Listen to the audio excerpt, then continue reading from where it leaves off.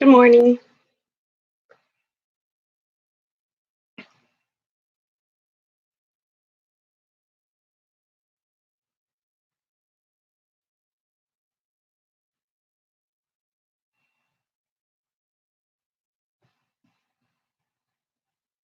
We'll get started in just a minute.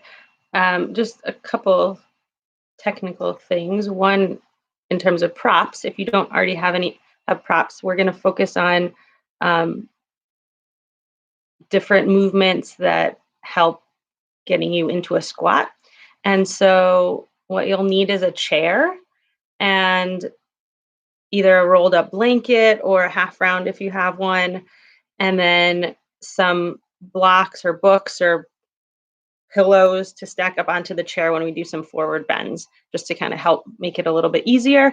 And if you need some padding under your knees, if you're kneeling, you'll want some reinforcement for that as well. As we go through the class, you can feel free to type in the chat box any questions that you have. If you can't see the chat box, which it should be in the right to the right of the video, on the top right of the screen, it should say um, something like chat box or open chat or hide chat or something like that. And so if you click on that, it'll open up the chat box and you can type in there as we go along. If I miss a question while I'm teaching, I'll answer it at the end of the class. But I'll just give you a minute to gather props if you don't already have them. Again, you'll want a chair. Sometimes it's helpful if you are nearby a mirror, to use the mirror as just kind of something to look at for your alignment, but you don't necessarily need it. Have some maybe stacked up blankets or pillows, and either rolled up towel, yoga mat, or a half round. Okay, so we're going to start sitting in the chair.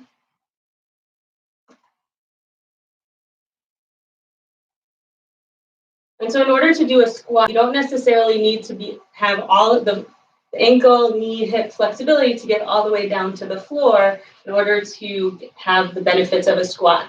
So in this case, we're going to do what I call a chair squat. So you're just going to get up and down without thinking about any alignment points or anything, and just kind of see what it feels like to get up and down from the chair. And as you are getting up and down, I want you to pay attention to a few things.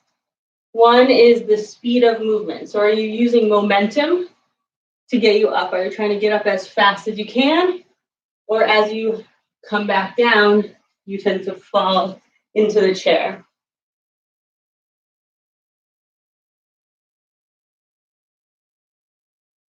Another thing to notice is as you get up and get down, do your knees have a tendency to want to go in or out as you stand up?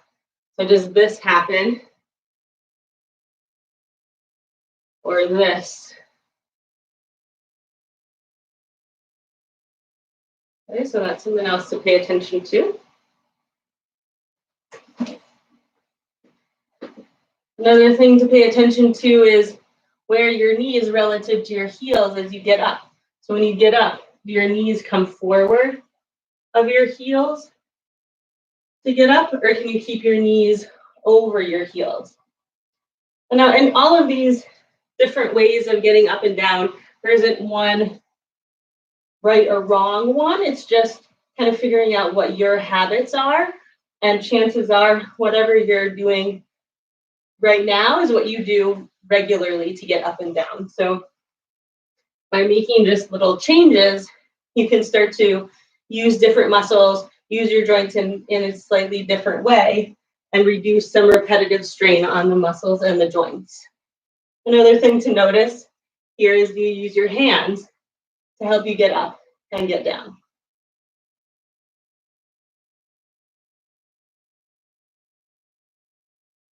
And now you're going to come back to the chair.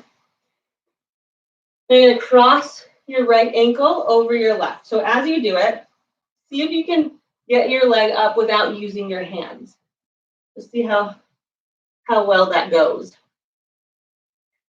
Some ways to get it up without using your hands is by straightening the other leg. It lowers the knee, it lowers the distance that your foot has to go to get up.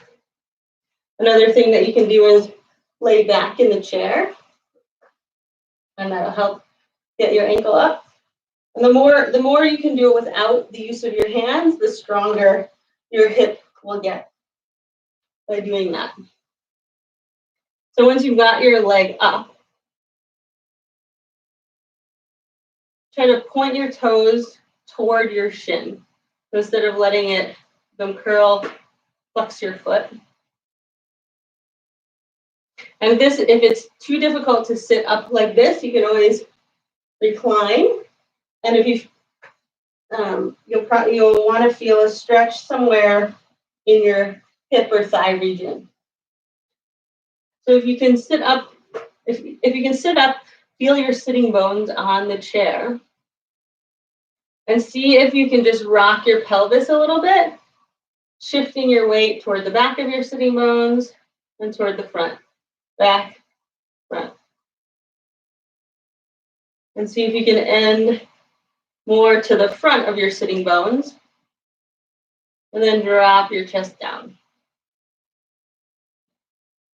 So here we're stretching the hip in an external rotation. Another thing you can do is rock your left leg side to side, bringing with it your right leg, getting a little bit of a dynamic stretch.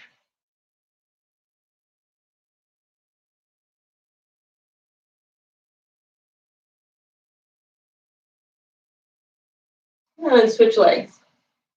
Again, try not to use your hands as best you can. And try straightening your right leg out or reclining. And then point your left toes toward your shin.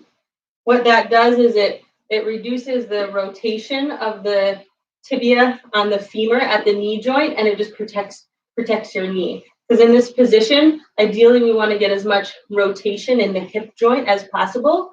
But if there's tightness in the hip, the knee kind of takes the brunt of it and starts to rotate and can get strained. So by pointing the toes toward the shin, you're sort of protecting your knee joint and getting a little bit more movement in your hip.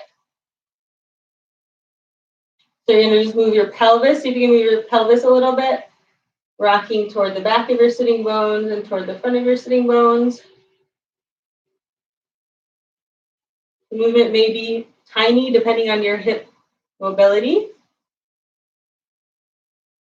And then end, or just hang out, sitting a little bit toward the front of your sitting bones. If this is too intense, you can always straighten your right leg out, or you can recline back and hang out here.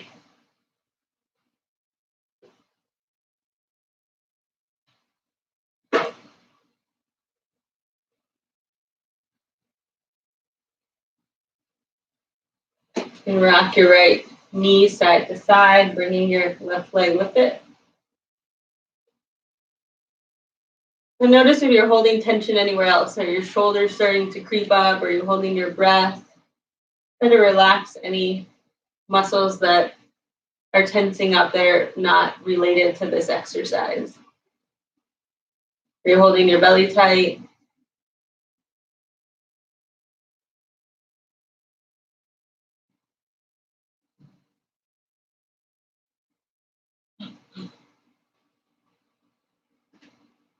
Okay, so now you're going to come out of that. Come to stand, and again, pay attention to how you go to stand. You're going to face your chair, face the seat of your chair. And stand with your feet a little bit wider than pelvis width apart, toes pointing forward. We're going to hinge at the hips. keeping the spine in a neutral position. So as you hinge, make the movement be at your hips, not at your back like this. Okay, and as you hinge at your hips, shift your weight back. So you can see my butt's behind my heels so that there's more weight in my heels. I can lift my toes and the balls of my feet up. They don't have a lot of weight. And then you're going to bring your hands onto the chair.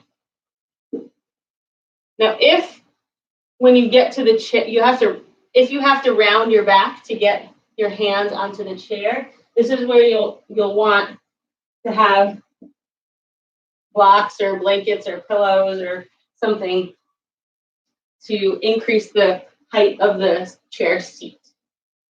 Okay, so it's more important that you keep a slight concavity to the lower spine, your lumbar spine, and your weight back. So it's like you're trying to point your tailbone up toward the ceiling. And then you're going to shift your weight side to side. You're going to put more weight into the right leg and then the left leg.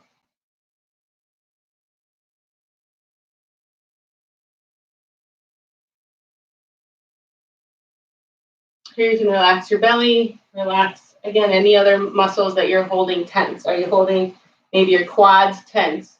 Are your kneecaps pressing tightly to your leg, or can they be relaxed? Are your toes relaxed? This is stretching the hamstrings and some of your outer hip muscles. You may even feel a stretch in your inner thigh.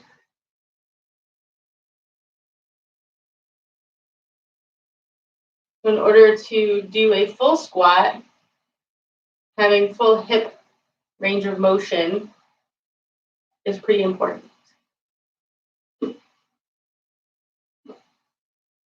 want to get both flexibility and strength in all ranges. So in this exercise, we're working on flexion, so you're stretching the hamstrings, and then also abduction and adduction. So when the legs come toward midline and away from midline.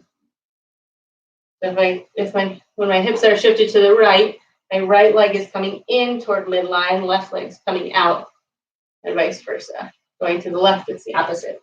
Left leg comes in toward midline, right leg goes out.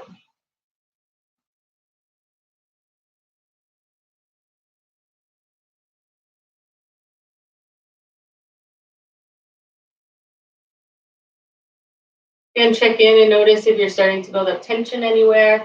If you feel like this is too intense, we're going to come out of it in just a second, but you can come out of it sooner if you need to, or just come up a little bit. Try to keep your knees straight.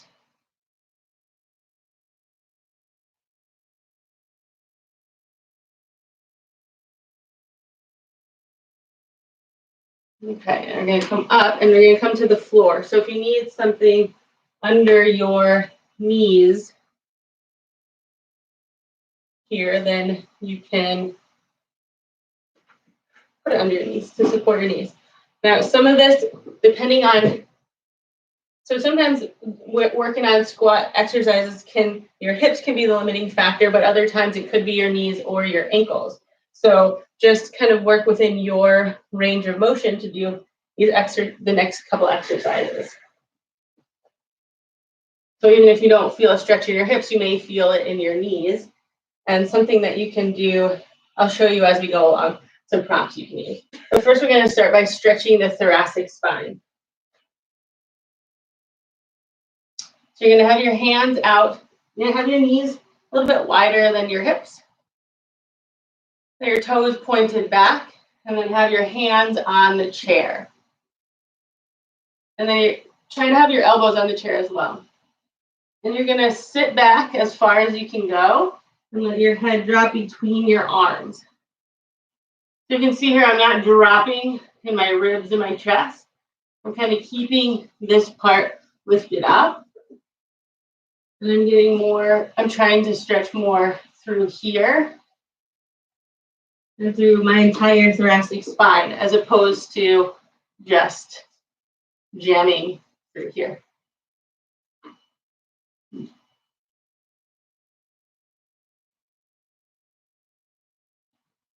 If it feels better for you, if you have a block or something that you can hold in your hands, you can do it this way as well, where your elbows stay on the edge of the chair and your hands are holding onto a block. Your fingertips are pointing up to the ceiling. You can do the same thing. So sit back and let your chest drop through, your sternum drop through. And it's really more your entire sternum or breastbone is dropping down. It's not just the lower part. And you're still breathing. And here in this position, this is this is actually the shape of your hips and your knees in a squat as well. You can shift your hips side to side here.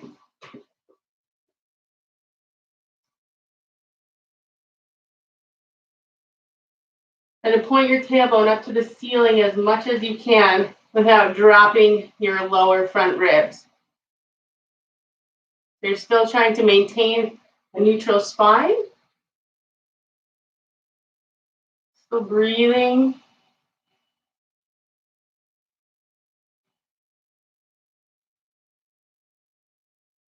And come up. Now you're going to sit back. What you're going to do is you're going to have your knees and your feet as wide, just a little bit wider than your hips, your pelvis. And as wide as your knees are, you want to try to bring your feet as wide as your hips. So the tendency may be to let the toes and heels come in, but try to keep your feet as wide as your knees. Toes pointing back. You can have your hands on the floor. Push the chair away if you need space. Leading with your tailbone, you're going to sit back as far as you can. You can sit back onto your heels. That works. But what you want to make sure that you're not doing is starting to tuck your tailbone to sit back. So here, my tailbone's pointing up to the ceiling. I have this concavity in my lower back.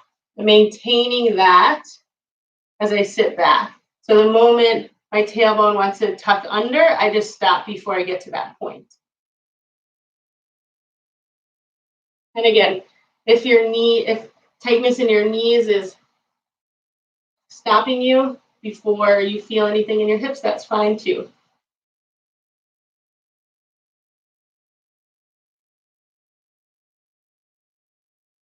And while we tend to think about a squat as just one specific shape or movement, there's actually many different shapes that your body can take when doing a squat. So in this case, your feet and your knees are wide, and we're sitting back into this squat shape. Now you're going to bring your knees and your feet together.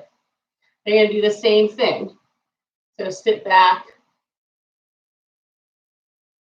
trying not to round your spine, but to keep a little lumbar curve and sit back as far as you can. And just notice what that feels like. And once you've done that a couple of times, keep your feet together and just bring your knees out a little bit. So in each of these shapes, you're moving your hips in slightly different directions. And you're getting movement of different parts of the muscles and parts of the joints. And then once you've done that a few times, separate your knees a little bit more.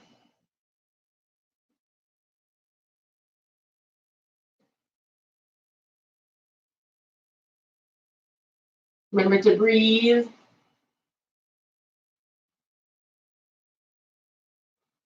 And widen your knees a little bit more.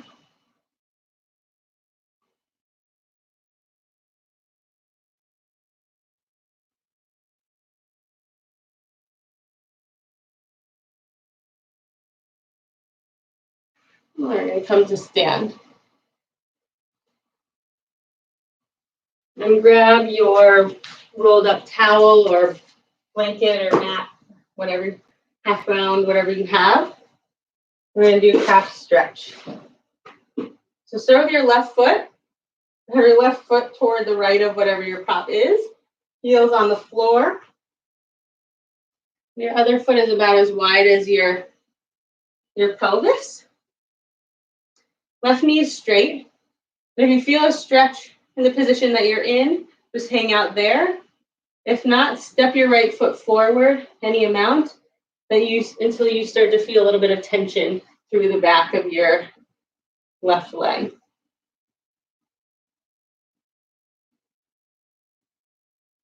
So in order to do a full squat, having what's called ankle dorsiflexion, so toes coming up toward the shin, just like in this calf stretch, is another joint motion that is needed for a squat.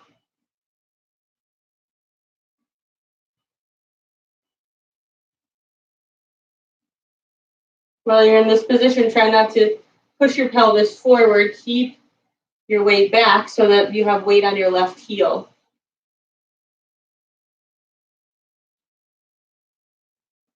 And then switch feet.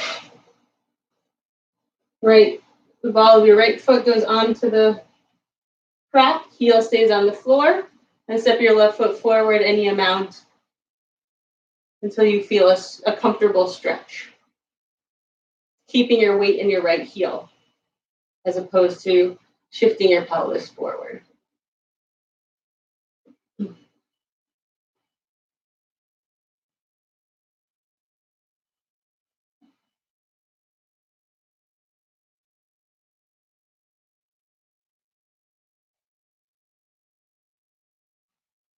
Relax any muscles that you're starting to tense up that are unrelated to your calf. Relax your toes, see if you can relax your quad. Let your kneecap be wiggly.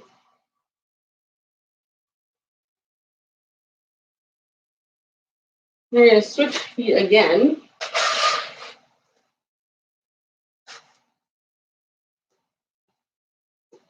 Same thing, heel stays on the floor, ball of your foot on the prop. Step your right foot forward any amount. And this time you're going to bend your left knee, keeping your heel on the floor, and then straighten. Bend your knee and straighten. Do that a couple of times.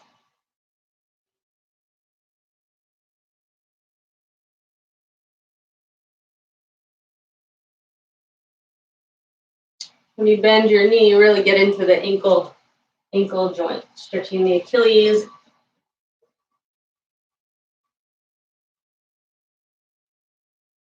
Other muscles and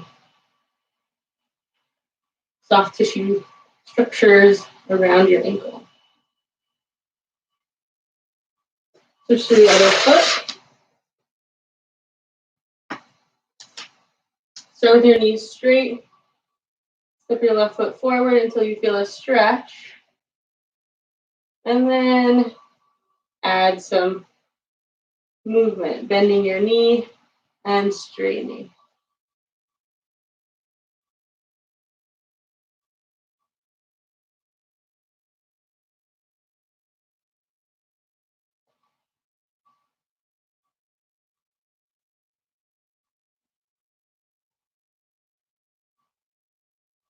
You may notice that with your knee straight or your knee bent, you may feel more of a stretch in one of those positions, depending on what is tight for you. And it may vary foot to foot and day to day. Okay, come off of that, and we're going to combine two of the exercises. So we're going to do the forward bend, having your feet about as wide as your pelvis or a little wider. You're going to bend forward to bring your hands to the chair.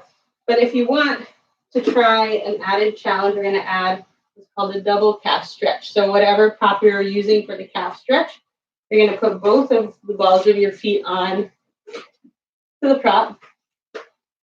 Heels stay on the floor. And then you're going to hinge at your hips and bend forward. If this is too intense, You can either stack up props onto your chair feet, or you can take the prop away from your feet. This just kind of intensifies the stretch through the whole back of your leg. You can shift your hips side to side. You can play with bending your knees and straightening them.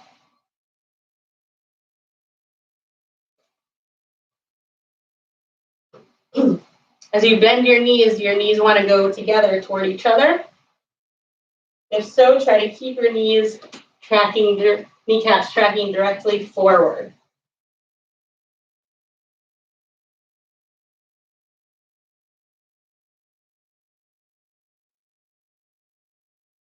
Shift side to side.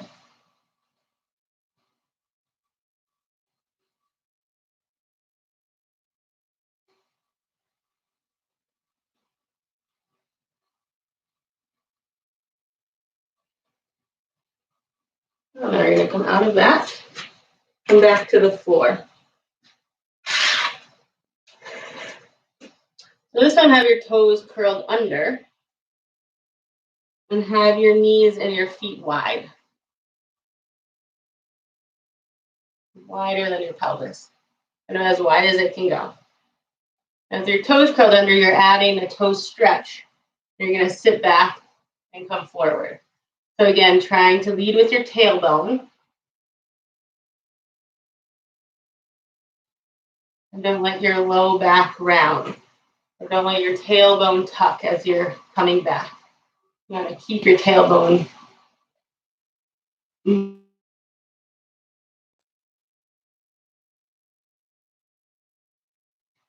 now bring your knees and your feet together, toes curled under still.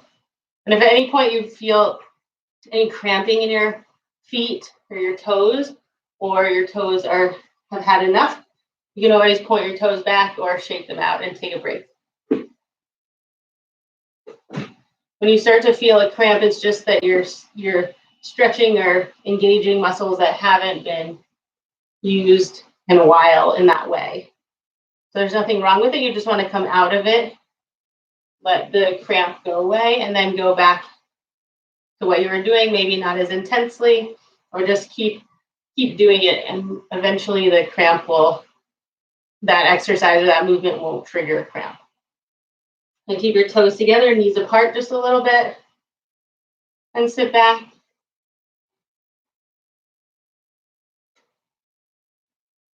If you've done that a couple times, widen your knees a little bit more.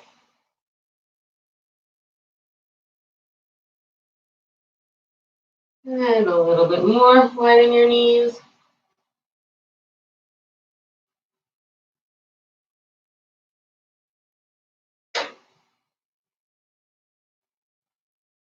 Notice as you're doing it, if your heels are starting to fall out to the side, if they are, try to squeeze your heels, try to squeeze your heels together so you put a little more weight on your big toes. And sit back.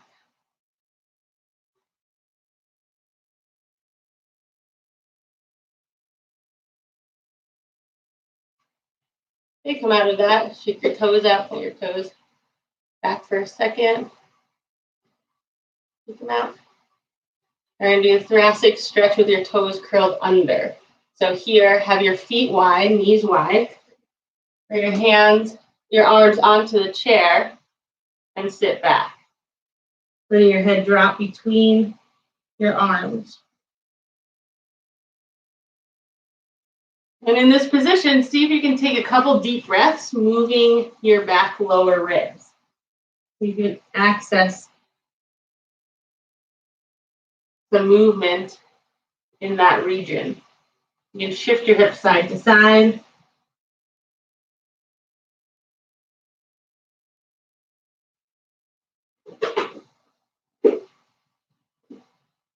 And then come up. And come to sit on the chair again. We're going to come back to the figure 4 stretch. So you're going to take your right ankle and cross it over your left leg. Again, try to not use your hands. You can straighten your left knee a little bit or lean back to get your leg up. And then sit up, sit toward your the front of your sitting bones.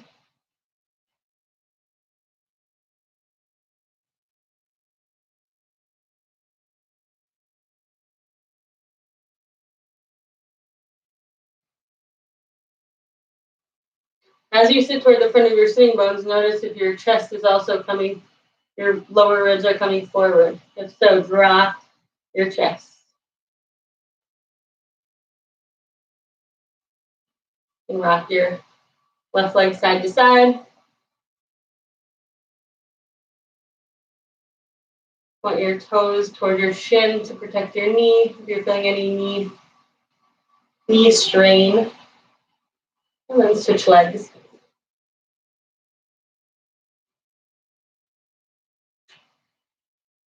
You can play with rocking your pelvis, like rocking toward the front of your sitting bones and back.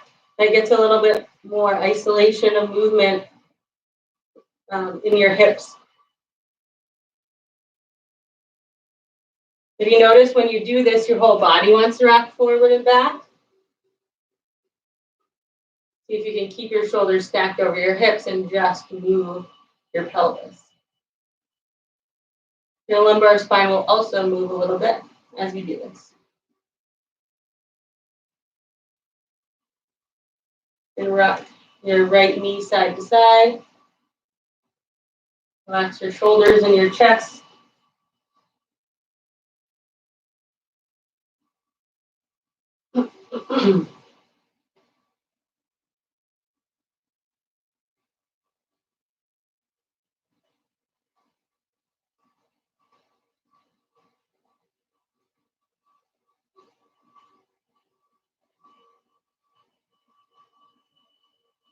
Relax any areas that you're holding tense.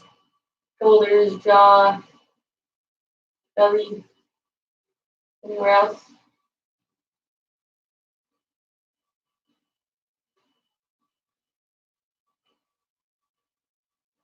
All right, come out of that. Now back to the chair squat. So just get up and get down. And notice if anything feels different from the beginning of class to now.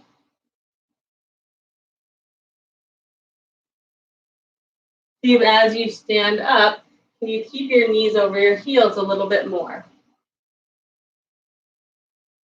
With a little bit less weight in the balls of your feet.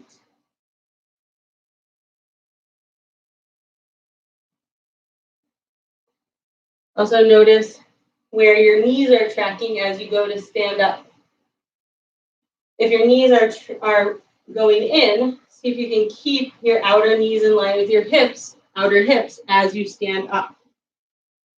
So sometimes having your hands there on your outer knees as kind of a guide to help keep your knees out. That'll start to engage your outer hips. You can also put a stretchy band around just above your knees, or a belt or yoga strap to give you some feedback. And then if you notice your knees are coming out to the side too much, what you can do is take something in between your knees and you use that as some inner thigh engagement or feedback to engage your inner thighs as you're standing up and down. Now you're going to bring your feet together and stand up and down. So this is also a squat, even though your feet are together.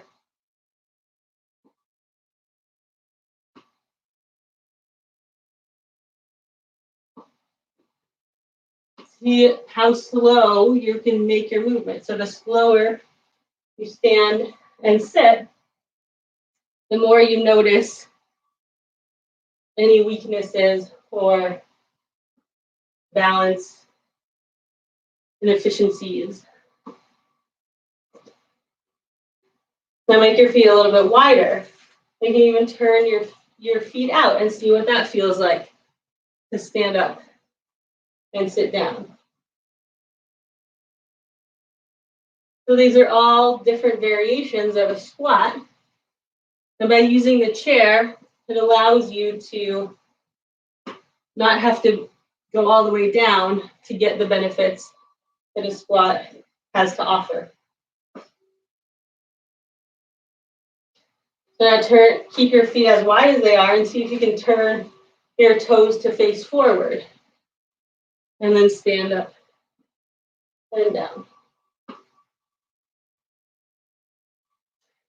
If you notice that even this height of the chair is you still tend to fall down into the chair or have to use momentum to get up, another thing that you can do is add even more height to the chair. So in this case here, I can have a little bit more control within this range. And so if I work on this for a while and build strength within this range, then eventually I can take that height away and have a little bit more strength and control a little bit lower down. And then as this gets easier, you can find a seat that's a little bit lower. So you kind of work into a deeper squat over time. You're going to end standing. You're going to stretch the top of the foot. You're going to put your right toes back behind you, keeping the weight into the left heel. And the farther your foot is back behind you, the more intense the stretch is. So if you're here and you feel enough of a stretch, that's perfectly fine. If you want more of a stretch, you can bring your foot back.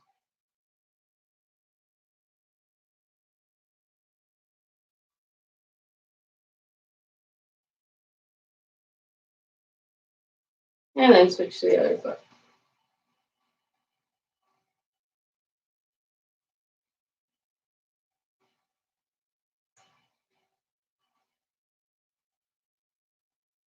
So that's the last exercise for the class this morning. Thanks for joining me. I'll hang out for a couple more minutes. If anyone has any questions, just type them in the text box, and I will do my best to answer them.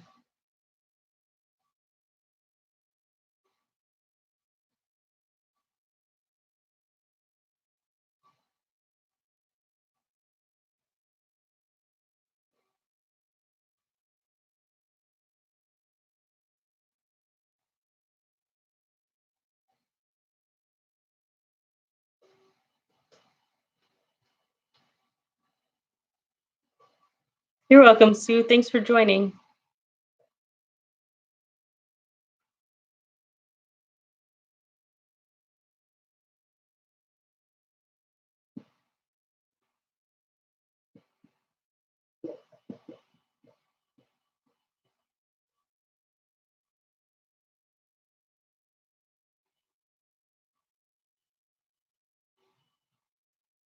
Another thing is if you do these exercises in front of a mirror, you can see, you kind of get a different visual of how your body is moving and what's aligned throughout the exercises. So if you have a mirror and you didn't use it today, you can practice with it just anytime.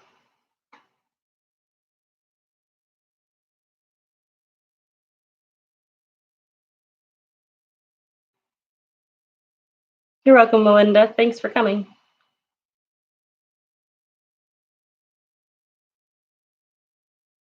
Hi, Susan.